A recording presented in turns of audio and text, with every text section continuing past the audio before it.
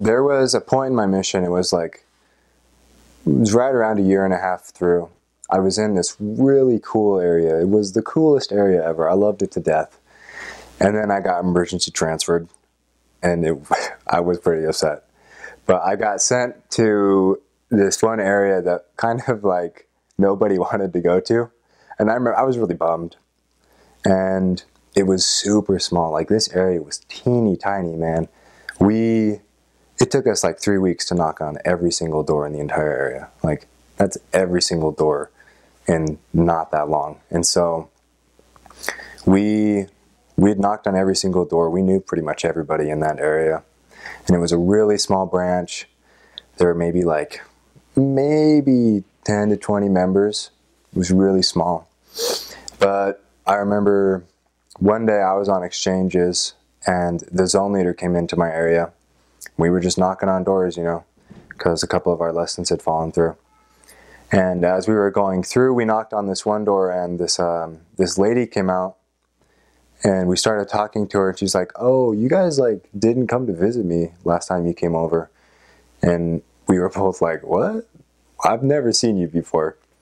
And but she kept on insisting, like, "Hey, you guys came over. I said you could come over, and you didn't." And so we're like, "Well, okay, well, let's set a date, and we will come back, and we promise we'll come." And so we set a date to come back, and that day came, you know, and we ended up meeting with them. And it was really cool because the dad was there and the mom was there, and then they had 4 kids. And so we, you know, started teaching them, and it was really good. The lessons were great, and it's always really good to teach families, you know, especially when you've got a mom and a dad and a whole bunch of kids, because the kids get into it, and the mom and dad are interested, and you can just tell that positive energy's there, you know. It's just everyone's feeling the spirit. Those lessons are super great. And so yeah, I found that family about halfway through that transfer, and 3 weeks had passed and I got transferred. So I wasn't able to see what happened to that family. But I ended up seeing that companion of mine a couple months later, and I started talking to him about how that family was doing, and he told me that the entire family got baptized, which is so awesome. That is a family of 6. And, you know, that just taught me that sometimes when bad things happen, you know, when you have difficult trials and stuff, like me leaving one of my favorite areas to go to this area that I just wasn't excited for.